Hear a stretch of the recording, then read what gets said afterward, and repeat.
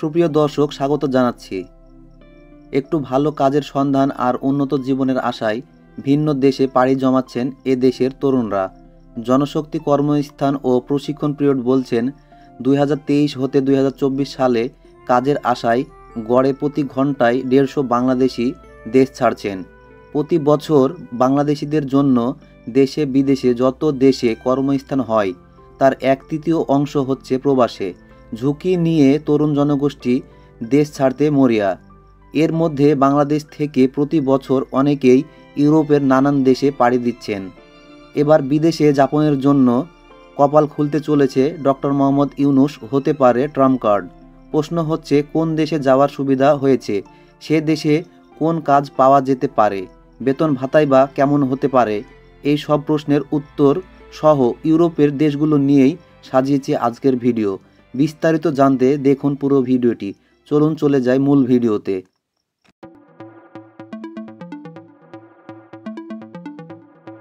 1976 সাল থেকে বিদেশে বাংলাদেশ থেকে কর্মী পাঠানো শুরু হয়েছিল। গত 48 বছরে 1,60,00,000-এর বেশি বাংলাদেশি কর্মী পাঠানো হয়েছে বিভিন্ন দেশে। এর মধ্যে শীর্ষে রয়েছে দেশটির নাম সৌদি আরব।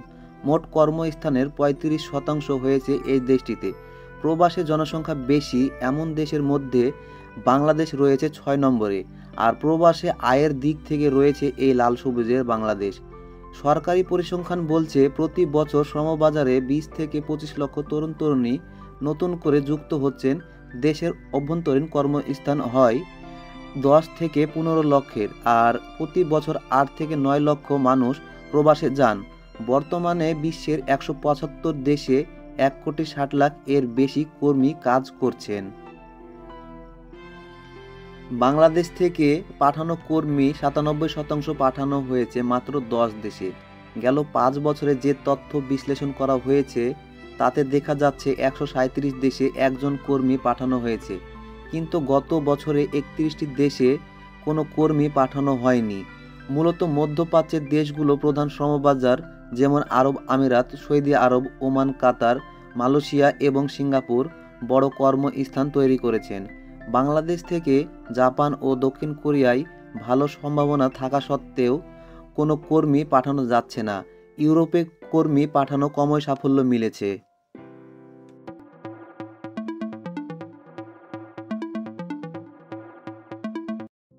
বিশ্বের বিভিন্ন দেশে যে সব বাংলাদেশিরা বৈধভাবে স্বল্প ও দীর্ঘ মেয়াদে কাজ করছেন তাদের মধ্যে মাত্র 0.5% ও ইতালি 0.13% যুক্তরাজ্যে রয়েছে।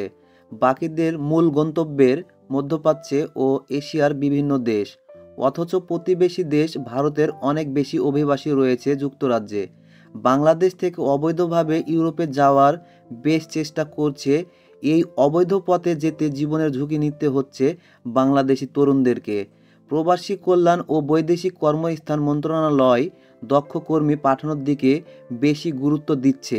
বর্তমান রাজনৈতিক প্রেক্ষাপট ও ইউক্রেন যুদ্ধের ফলে ইউরোপের শরণার্থীর সংখ্যা বেড়েছে, যা স্থানীয় শ্রমবাজারে চাপ সৃষ্টি করছে।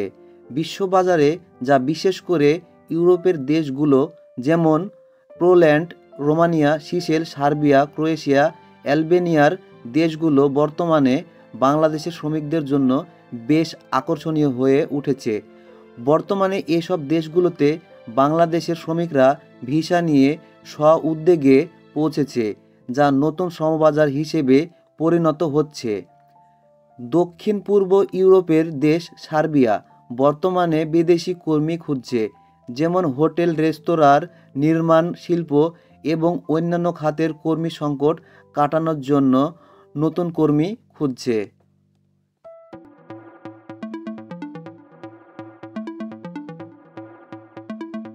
সার্বিয়া আগামী বছর ইউরো এক্সপো আয়োজনের প্রস্তুতি নিচ্ছে, যার মাধ্যমে বিশাল সংখ্যক নির্মাণ শ্রমিক প্রয়োজন। সার্বিয়া সরকার বিদেশি শ্রমিকদের জন্য ভিসা প্রক্রিয়া সহজ করেছে। এতে করে বাংলাদেশের শ্রমিকদের জন্য বিশাল সুবিধা রয়েছে, যা আগে কখনো ছিল না। এই পরিস্থিতিতে বাংলাদেশি শ্রমিকদের জন্য একটি নতুন সম্ভাবনার দিগন্ত উন্মোচন করছে। নর্থ মেসিডোনিয়া আনুষ্ঠানিকভাবে বাংলাদেশ থেকে কর্মী নেওয়ার আগ্রহ প্রকাশ করেছে। তারা আইটি, মেডিকেল ও নির্মাণ খাতে বাংলাদেশের শ্রমিকদের নেওয়ার আগ্রহ প্রকাশ করেছে। নর্থ ম্যাসেডোনিয়া বাংলাদেশ থেকে দক্ষ কর্মী নিলে বাংলাদেশিদের জন্য একটি নতুন সুযোগ তৈরি হবে। সার্বিয়া ও নর্থ ম্যাসেডোনিয়ার মতো পূর্ব ইউরোপের দেশগুলোতে বাংলাদেশি শ্রমবাজার সম্প্রসারিত হওয়ার বিশাল সুযোগ রয়েছে। এতে কৃষি ও তৈরি পোশাক, হোটেল শিল্পের হাজার হাজার শ্রমিক প্রয়োজন, যা বাংলাদেশের কর্মীদের জন্য বিশাল সুযোগ তৈরি করে দিতে পারে। এই দেশগুলোতে কাজের জন্য প্রতি মাসে 500 থেকে 900 ইউরো বেতন পাওয়ার সুযোগ রয়েছে, যা বাংলাদেশিদের জন্য বেশ আকর্ষণীয়। এর চেয়েও বেশি বেতনে চাকরি করার সুযোগ রয়েছে দেশগুলোতে। বিশেষজ্ঞরা বলছেন, বাংলাদেশের শ্রমবাজার সম্প্রসারণের জন্য সরকারের দ্রুত ও কার্যকর পদক্ষেপ নেওয়া প্রয়োজন, না হলে এই সুবর্ণ সুযোগ হাতছাড়া হতে পারে। বাংলাদেশের শ্রমবাজারকে নতুন মাত্রায় নিয়ে যেতে হলে কারিগরি শিক্ষার উন্নয়ন জরুরি। দেশের কারিগরি শিক্ষা প্রতিষ্ঠানগুলোর পাঠ্যক্রম আধুনিক করা এবং প্রশিক্ষণের ব্যবস্থা করা হলে শ্রমিকদের জন্য দক্ষতা বৃদ্ধি পাবে। দক্ষ কর্মী তৈরি করতে সরকারি ও বেসরকারি খাতের মাধ্যমে সমোন্নতির কাজ করার তাগিদ দিয়েছেন তারা।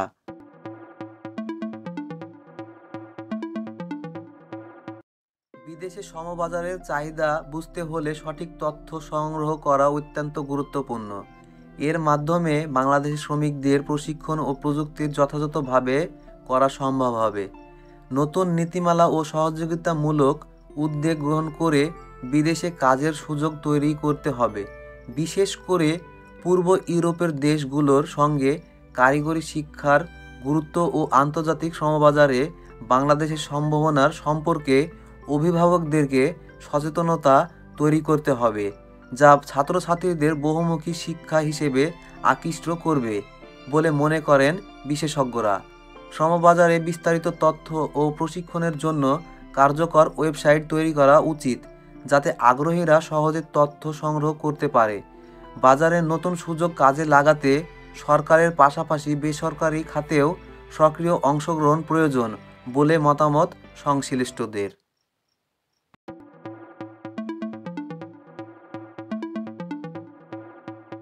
মধ্যপ্রাচ্যের বিকল্প হিসেবে ইউরোপের 20টি দেশের শ্রমবাজার বাংলাদেশের নতুন শ্রমবাজারে হাতছানি বলে মনে করা হয়ে থাকে, শ্রমবাজার সংশ্লিষ্টরা বলছেন। ইউরোপের দেশগুলোর সঙ্গে আলাপ আলোচনায় প্রধান উপদেষ্টা ডক্টর মোহাম্মদ ইউনূস। ডক্টর ইউনূসের ইমেজ কাজে লাগানোর সুযোগ রয়েছে। যদি ডক্টর ইউনূসকে সামনে রেখে শ্রমবাজার নিয়ে আলোচনা করা হয়, তবে বাংলাদেশি শ্রমিকদের সুবর্ণ সুযোগ তৈরি করবে ডক্টর ইউনূসের জনপ্রিয়তা এবং আন্তর্জাতিক স্বীকৃতি ব্যবহার করে পূর্ব ইউরোপের শ্রমবাজারে বাংলাদেশের শ্রমিকদের প্রবেশ বৃদ্ধি করা সম্ভব হবে। নতুন করে দুয়ার খুলবে বাংলাদেশের, নতুন করে দুয়ার খুলবে এ লাল সবুজের দেশ। পূর্ব ইউরোপের শ্রমবাজারে বাংলাদেশের শ্রমিকদের দক্ষতা এবং প্রতিযোগিতা বাড়াতে পারলে শ্রমবাজারের নতুন দিগন্ত বাংলাদেশকে শক্তিশালী অবস্থানে নিয়ে যেতে পারে, যা দেশের গুরুত্বপূর্ণ ভূমিকা রাখবে। নতুন সময়ের প্রেক্ষাপটে দেশের জনশক্তি রপ্তানির নতুন নতুন গন্তব্য খোঁজার বিষয়টিতে আরও মনোযোগী হয়ে উঠেছে, কারণ বিদেশে নতুন নতুন বাজার খুঁজে বের করে সেখানে জনশক্তি রপ্তানি শুরু এবং পুরনো বাজারগুলোতে রপ্তানির পরিমাণ বাড়াতে পারলে দেশের অর্থনীতিতে, বিশেষ করে রপ্তানি গন্তব্য গতি পাবে বলে মনে করছেন বিশেষজ্ঞরা। দর্শক, আসুন গাছ লাগাই, পরিবেশ বাঁচাই। ভিডিওটি ভালো লাগলে চ্যানেলটি সাবস্ক্রাইব করবেন এবং পাশের বেল আইকনটি বাজিয়ে দিবেন। আজকের মতো বিদায় নিচ্ছি। খোদা হাফেজ।